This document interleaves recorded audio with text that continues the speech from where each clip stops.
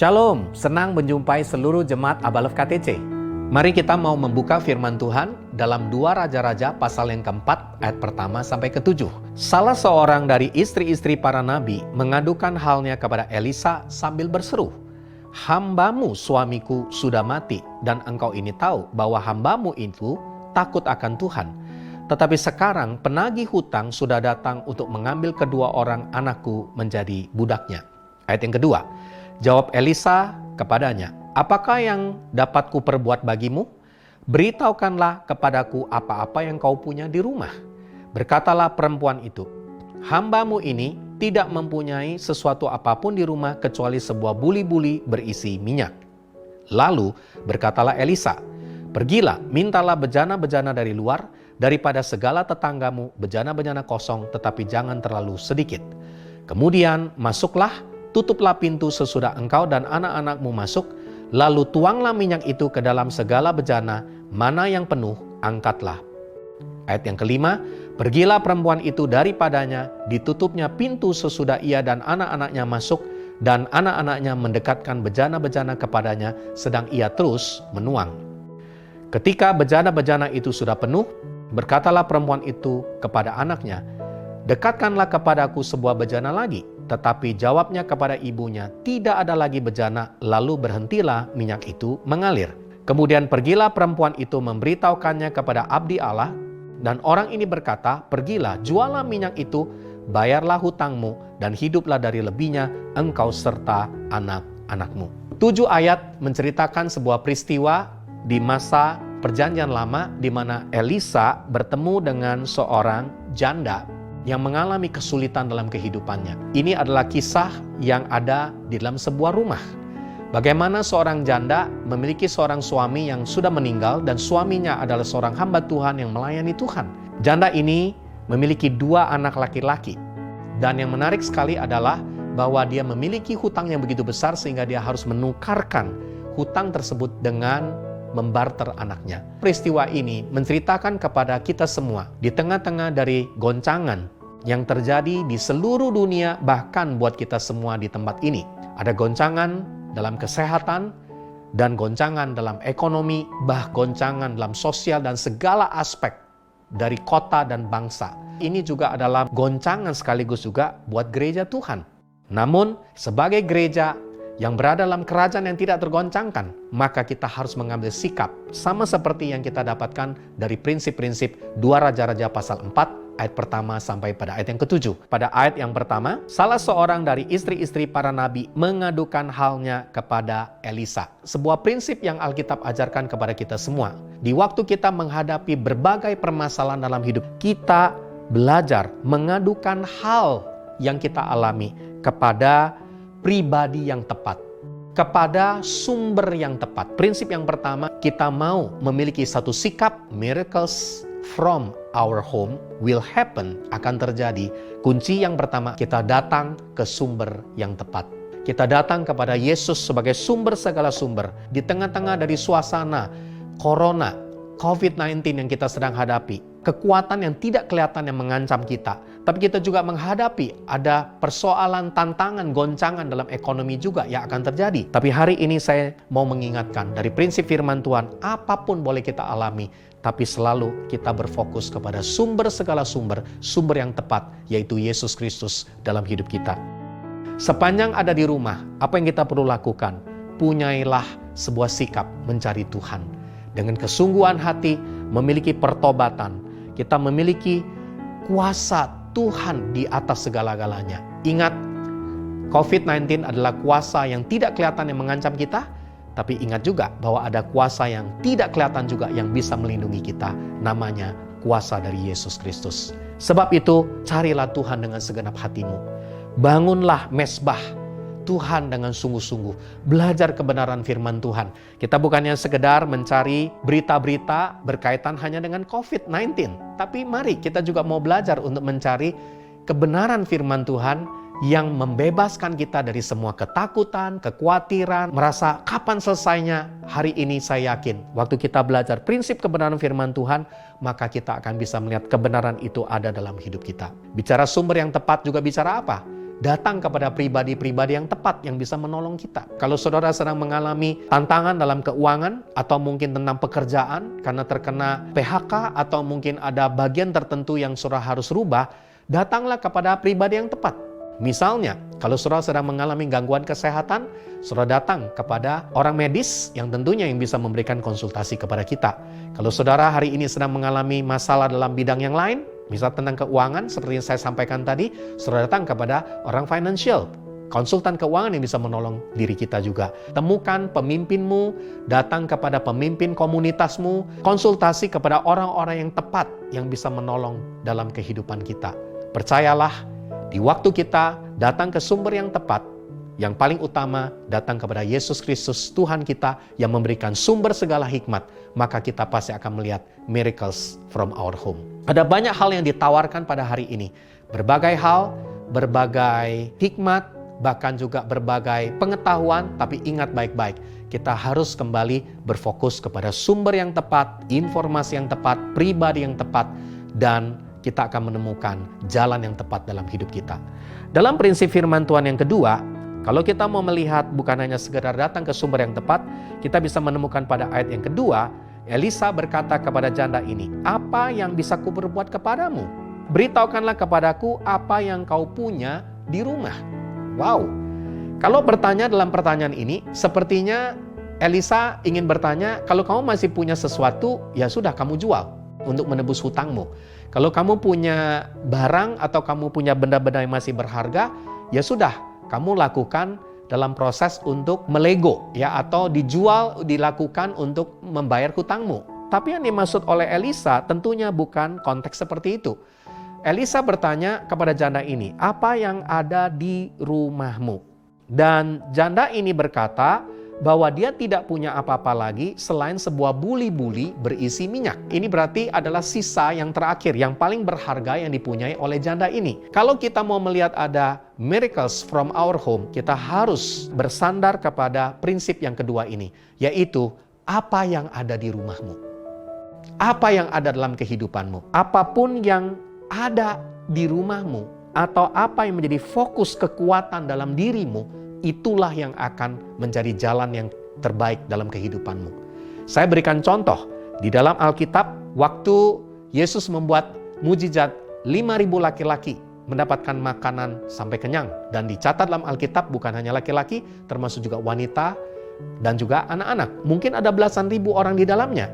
Dan menarik sekali, mujizat yang terjadi adalah Yesus berkata, "Apa yang ada di tanganmu hari itu?" Murid-murid berkata, "Kami nggak punya apa-apa." Tapi mereka menemukan ada seorang anak dan dikatakan bahwa dari anak ini memiliki 5 roti dan 2 ikan. Ini hanya untuk konsumsi satu orang, buat anak itu sendiri. Atau jangan-jangan ini adalah titipan dari orang tuanya, supaya anak ini belajar ikut Yesus, maka dia masih punya persediaan makanan untuk diri dia sendiri. Anak ini dia punya 5 roti 2 ikan. Saudara yang dikasih oleh Tuhan, kalau engkau hanya punya 5 roti 2 ikan, percayalah, dimulai dari apa yang ada dalam kehidupanmu. Maka saya sebut miracles will happen kalau kita bersedia memulai dari apa yang kita punya di rumah kita, di hidup kita. Kekuatan apa yang kita punyai, kelebihan apa yang kita sudah renungkan. Ini adalah menjadi sebuah hal yang menjadi dasar untuk kita melihat mujizat Tuhan dalam hidup kita. Dari kisah 5 roti 2 ikan, kita tahu Tuhan memultiplikasikan. Yang terjadi adalah semua orang mendapatkan makan, bahkan masih tersisa 12 bakul penuh. Dimulai dari mana? Dari apa yang saudara punya. Pertanyaan saya hari ini, apa yang saudara punya? Engkau punya keahlian dalam berbisnis? Bisnis apa yang engkau punya? Itu Tuhan akan multiplikasikan. Setia di dalamnya. Fokus dengan kekuatan yang sudah Tuhan berikan buat hidupmu. Nggak perlu ikut-ikutan dengan cara orang lain. Makanya saya selalu berkata ada sebuah prinsip yang bagus sekali. Jadilah pribadi yang orisinil. Kan yang orisinil pasti mahal harganya. Jangan jadi pribadi jiplakan, ikut-ikut orang lain, karena itu pasti murahan. Kenapa? Karena itu adalah bajakan. Nilainya pasti di bawah. Itu saya sebut dengan KW, kualitasnya kualitas yang rendah. Nah, sebab itu hari ini saya berdoa agar kita semua merenungkan dari kisah ini. Bukan hanya itu, ada kisah lagi di dalam Alkitab berkata apa? Saudara masih ingat dengan Daud? Daud waktu melawan Goliat. Hari ini kita seperti melawan corona yang gak kelihatan itu. Kita juga melihat ada goncangan ekonomi. Itu mungkin seperti Goliat. Yang begitu besar, kita mungkin merasa kecil, kita gak mampu, kita sudah bingung. Nah menarik sekali, Daud lakukan apa? Daud waktu itu dia mau meminjam baju perangnya Saul. Dan saudara mesti tahu, Daud itu cukup punya tinggi badan, tidak setinggi daripada Saul. Saul itu tinggi sekali. Makanya bangsa Israel memilih Saul menjadi raja karena Saul punya perawakan lebih tinggi daripada rata-rata. Jangan-jangan Saul adalah pemain basket terbaik seperti NBA yang ada di Amerika. Dia begitu tinggi, perawakannya hebat, makanya bangsa Israel memilih orang yang kelihatannya keren dan hebat.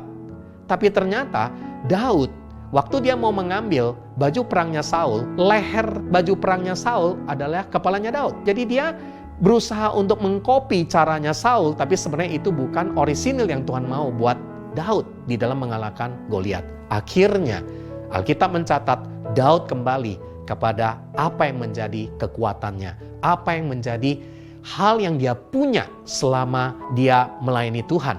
Dan saudara perhatikan baik-baik. Di dalam Alkitab dikatakan bahwa Daud kemudian mengambil kembali senjata yang biasa dia pakai, yaitu ali-ali. Kalau pakai bahasa sekarang ketapel. Dan ternyata melalui ali-ali ini, dia sudah terbiasa menggunakan alat ini. Saya berdoa buat saudara semua.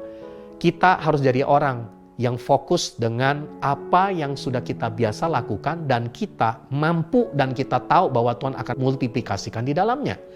Saudara, yang terjadi, lihat di dalam Alkitab, Daud kemudian melontarkan ali-ali itu, melemparkan, perhatikan baik-baik, ada 5 batu yang disiapkan oleh Daud. Tapi pertanyaannya, batu keberapa yang terkena kepada dahinya Goliat dan kemudian Goliat dikalahkan? Yang menarik sekali Alkitab berkata, batu yang pertama. Berarti Daud, dia tahu persis apa yang dia lakukan benar-benar bisa memberikan sebuah kemenangan total dalam hidup dia. Dan Alkitab mencatat Goliat dikalahkan dan kemenangan berada di pihak Daud, bangsa Israel. Luar biasa. Dimulai dari mana? Dimulai dari apa yang menjadi kekuatan Daud, yaitu melalui ali-ali yang dia punya. Yang menarik lagi, bukan hanya Daud. Kita belajar dalam Musa. Musa di tangannya waktu dia memimpin bangsa Israel. Semua kita bisa mengira-ngira? Kira-kira apa? Oh, kita tahu. Dia punya tongkat. Tongkat Musa yaitu sebagai sebuah otoritas yang Tuhan berikan buat dia. Bukan sesuatu yang hebat. Apa menariknya memegang sebuah tongkat? Bukan pedang, bukan mahkota, bukan sesuatu yang kelihatannya menjadi sebuah otoritas. Tetapi lewat tongkat ini ada kuasa yang luar biasa yang terjadi. Makanya kita menyaksikan dalam kisah Alkitab bagaimana Musa dia melemparkan tongkatnya. Jadi apa coba tongkatnya? Coba dijawab. Wow, saya tahu saudara sudah menjawab. Jadi ular. Kurang tepat. Jadi jauh. Musa melemparkan tongkat itu, ya tongkatnya jadi jauh. Udah jauh baru jadi ular ya. Tentunya saudara juga benar. Memang jadi ular. Dan saudara tahu, kisah ini juga menginspirasi bahwa bisnis farmasi datang dari mana? Datang dari lambang apotik yang kita lihat di mana-mana. Ada gambar ular tembaga dengan tongkat besi itu. Itu gambar yang sampai hari ini dipakai oleh seluruh farmasi seluruh dunia, bahwa jangan-jangan inspirasi apotik memang lahir dari kisah Musa ini. Nah yang menarik sekali, lewat tongkat Musa apa yang dilakukan lagi? Dia membelah laut merah terbelah. Waktu bangsa Israel dikejar oleh bangsa Mesir, mereka masuk ke dalamnya. Itu yang saya sebut, muncullah SeaWorld pertama kali di dunia. Akuarium raksasa di dunia muncul dari mana? Dari kisah tongkat Musa. Jadi waktu mereka nyebrang, mungkin mereka menemukan ada Nemo di samping, ada akuarium raksasa yang luar biasa. Jangan-jangan ilham untuk akuarium raksasa datang dari kisah Musa.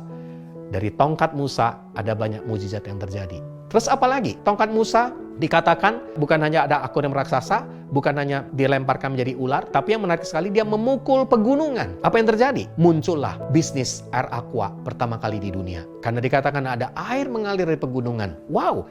Jadi kita percaya bahwa segala sesuatu bisa terjadi kalau saudara belajar. Pertama, mencari Tuhan dengan segenap hatimu, konsultasi kepada orang yang tepat, pribadi yang tepat, sumber yang dipercaya, dan yang kedua, saudara akan mengalami mujizat dari rumahmu melalui apa yang engkau punya dalam kehidupanmu. Saudara, hari ini Tuhan akan mengurapimu. Kalau engkau punya keahlian bikin kue, Tuhan akan mengurapi apa yang kau buat, sehingga itu akan menjadi berkat buat hidupmu. Kalau engkau punya kemampuan dalam hal apa? Engkau punya kemampuan memasak, maka Tuhan akan berkati cateringmu waktu engkau berjualan. Kalau engkau punya kemampuan seperti menggunting rambut, atau punya kemampuan seni, percayalah, nanti Tuhan akan sertai semua hal yang kau lakukan. Hari ini, saya mau saudara coba renungkan, apa sih yang menjadi hal yang saya punya, yang menjadi kekuatan yang saya punya. Dan semua itu, kalau diurapi oleh Tuhan, percayalah, lakukan dengan sungguh-sungguh, maka saudara akan melihat karya Tuhan terjadi dalam hidupmu. Fokus dengan kekuatan yang ada dalam dirimu, gak perlu ikut-ikutan orang lain, belajar ada di dalamnya. Yang ketiga, dari ayat yang kita baca dikatakan pada ayat yang ketiga sampai pada ayat yang kelima. Elisa berkata, pergi minta bejana-bejana dari luar, dari segala tetanggamu, bejana yang kosong. Kemudian disuruh apa lagi? Menuangkan minyak ke dalam bejana tersebut. Dan wanita ini yang luar biasa, kalau saudara baca di ayat yang kelima, wanita ini taat. Dia tetap percaya bahwa ini apa yang diperintahkan oleh Elisa dia lakukan. Nah, saudara, terkadang miracles from our home bisa terjadi lewat apa? Lewat kadang-kadang ada hal-hal yang kurang mustahil atau sesuatu yang tidak mungkin dalam hidup kita. Tapi hari ini saya percaya bahwa ini adalah bagian yang kita perlu bangun dalam hidup kita. Bersahatilah di rumahmu dengan suami, dengan istri, dengan anak. Seperti wanita ini kan dia sehati dengan anaknya. Dan dia melakukan kesehatian itu dengan ketaatan sepenuhnya. Kita mau jadi pribadi yang memiliki ketaatan yang sesungguhnya. Belajar follow the instruction. Saya percaya di gereja lokal di mana kita berada, saudara perlu belajar memfollow, mendengar arahan dari kepemimpinan, mendengar arahan dari firman Tuhan, mendengarkan arahan yang terkadang secara manusia, secara daging kita tidak suka. Maka hari ini saya percaya sekali, kesempatan kita berada di rumah, merefleksikan hidup kita, ketemu dengan Tuhan sebagai sumber segala sumber. Di rumah kita merefleksikan, apa sih yang jadi kekuatan saya selama ini, apa yang saya punya selama ini menjadi sebuah perenungan. Tapi yang ketiga, sekaligus di rumah kita belajar mentaati, mulai belajar setia dengan proses yang paling sederhana yang Tuhan sudah berikan buat hidup kita. Dan janda ini kalau kita perhatikan, diminta untuk memiliki cara pandang atau cara kerja yang baru. Ya, sesuatu yang berbeda, mungkin dia merasa dia tidak mampu. Tapi justru hari itu dia belajar untuk mengikuti proses dan dia mentaati di dalamnya. Dan di waktu dia memiliki cara pandang dan cara kerja yang baru, dia mengumpulkan semua bejana-bejana yang kosong. Menarik sekali. Ini adalah sebuah bisnis kalau saya bilang, atau sebuah pekerjaan yang disebut dengan menjadi, yang tadi sudah disebut, menjadi pemulung. Menjadi orang yang ngumpulin barang-barang second. Tapi yang menarik sekali adalah kita bisa melihat lewat proses ini, di waktu dia memulai sesuatu, apa yang menjadi perintah dari Elisa, ya, dia lakukan dengan ketaatan sepenuhnya, luar biasa. Dan kita bisa melihat dari setelah dia lakukan proses cara pandang, cara kerja yang berbeda dan belajar taat di dalamnya, firman Tuhan berkata pada ayat berikutnya lagi, dekatkan bejana itu lagi, kemudian dia waktu menuang, bejana itu diisi terus oleh minyak itu. Nah, ini udah bagian Tuhan. Saya percaya ada bagian kita, ada bagian Tuhan. Bagian kita apa? Mencari Tuhan dengan segenap hati kita sepanjang di rumah, bangun mesbah keluarga, perdalam kerohanian kita, bangun ibadah pribadi yang benar di dalam Tuhan, dan kemudian apa yang terjadi? Yang kedua, mulai dari apa yang saudara punya. Belajar setia dengan apa yang kamu punya, dalam kekuatanmu dalam pelayanan, kekuatanmu dalam berbisnis, kekuatanmu dalam keluarga, bagian-bagian itu yang engkau mulai. Dan pasti yang ketiga, Tuhan akan memberikan cara pandang yang baru, cara kerja yang baru, dan belajar taat di dalamnya. Dan percayalah, ada bagian engkau, ada bagian Tuhan, dia akan lakukan yang terbaik buat hidupmu. Saudara yang terkasih, Alkitab berkata, sesudah itu yang terjadi adalah bejana-bejana itu tidak cukup. Kenapa? Karena mujizat terjadi. Minyak mengalir gak ada habisnya. Ini yang harus kita punya dalam hidup kita. Yaitu yang keempat. Siapkan wadah, siapkan bejana, siapkan kapasitas yang lebih besar. Sebab itu hari ini saya mau mengajak kita semua. Jangan kita hanya sekedar berpikir dengan cara before COVID atau cara kita bekerja during COVID. Kita sepertinya survival mode, berserah saja, pasrah, kita tidak tahu apa yang harus dilakukan. Tapi saya melihat justru during COVID, saya melihat ada banyak kreativitas yang justru luar biasa. Contoh-contohnya di tengah-tengah gereja, saya perhatikan pria-pria yang biasanya nggak pernah masak, ternyata bisa masak dan jago lagi. Kemudian kita bisa melihat lagi ada ide-ide yang nggak pernah terpikirkan, karena during COVID ini ada aja ide-idenya. Mulai lakukan ini, lakukan itu, mulai bagikan firman, mulai telepon orang lain, mulai banyak diskusi, dan berbagai bentuk-bentuk pertemuan kita lihat sudah terjadi, termasuk dalam gereja. Dan saya yakin juga ini juga berlaku buat kehidupan kita sehari-hari. Dan yang menarik sekali, justru yang saya mau sampaikan, yang kita perlu lakukan hari ini, siapkan bejana kapasitas yang lebih besar lagi. Caranya gimana? Pikirkan hal-hal after COVID. Jangan kita hanya sekedar before COVID, during COVID, tapi justru kita harus mempunyai perencanaan after COVID. Jangan sampai after COVID, waktu semua menjadi new normal, malah kita baru melangkah, tapi orang sudah berlari. Justru sekarang kita menyiapkan segala sesuatu dari waktu kita during COVID. Kita ada di rumah dan kita mau belajar membangun kapasitas kita. Siapkan diri kita. Banyak diskusi, ngobrol dengan orang-orang yang punya pemikiran yang lebih dan juga mereka bisa memberikan masukan buat kita. Biar kiranya kita bisa mengalami banyak hal yang berubah. Cara hidup gereja yang tentunya tidak lagi bisa sama after COVID. Ini kita sebut new normal church, yaitu normal yang baru, gereja dengan normal yang baru. Dan kita tahu juga bahwa ternyata kita juga bisa memiliki new normal business. Kita juga bisa memiliki new normal family, di mana kita menjadi lebih dekat sebagai keluarga. Saya percaya, dari peristiwa ini, kita bisa melihat akan terjadi tuaian yang besar, yang luar biasa. Saya yakin ada jiwa-jiwa yang akan bertobat. Hari-hari ini seluruh manusia di dunia menyadari betapa mereka memiliki ketakutan, kekhawatiran, tapi tidak ada cara yang lain selain mereka datang kepada Yesus Kristus sebagai sumber segala sumber dalam hidup mereka. Khusus buat kita yang ada di Jakarta, bahkan di Indonesia, kita yakin sekali bahwa Tuhan akan membangkitkan Indonesia. Bahwa yang akan terjadi, terang Tuhan akan datang kepada gereja. Cahaya Tuhan akan datang kepada gereja. Maka apa yang terjadi? Kedar dan Nebayot akan berduyun masuk ke rumah Tuhan. Harta bangsa-bangsa akan masuk ke dalam rumah Tuhan. Kepada siapa? Kepada gereja yang fokusnya hidup dalam kerajaan yang tidak tergoncangkan. Gereja yang hidupnya hari ini berfokus kepada 4 hal tadi yang saya sudah sampaikan. Saudara yang terkasih, saya berdoa agar kita semua mengalami perubahan yang luar biasa pada hari ini. Mari jalani prinsip-prinsip yang saya sudah sampaikan tadi, dan percayalah, miracles from our home will happen. Mari hari ini kita akan akhiri firman Tuhan, dan kita percaya lewat doa sebagai deklarasi kita akan melihat segala sesuatu dari firman Tuhan akan digenapi dalam hidup kita. Bapa di surga, hari ini kami bersyukur, kami hari ini datang kepadamu dan kami mau menjadikan Engkau sebagai sumber satu-satunya, sumber yang tepat di dalam kehidupan kami. Izinkan kami untuk bertemu juga dengan orang-orang yang tepat yang bisa memberikan konsultasi, bahkan juga jalan-jalan dan solusi yang tepat dalam hidup ini. Dan bahkan kami tahu bahwa Engkau akan memulai mujizat-Mu melalui dari apa yang kami punya, mulai dari apa yang kami ada. Dan kami tahu bahwa Engkau ada di dalamnya. Bahkan kami sungguh rindu lewat sebuah ketaatan di mana kami menjalankan segala sesuatu dengan cara pandang yang baru, dengan cara pikir, bahkan cara kerja yang baru, maka kami akan melihat ada perubahan yang berbeda sekali yang akan terjadi. Dan kami rindu Tuhan memperbesar kapasitas hati kami supaya kami menjadi wadah untuk kami bisa menjadi berkat, bahkan kami bisa menuai banyak orang di dalam pekerjaan-Mu yang besar ini. Terima kasih Tuhan, kami berdoa biar kiranya seluruh pribadi-pribadi kami akan melihat karya Tuhan. Miracles will happen from our home. Terima kasih, dalam nama Yesus kami berdoa. Amin.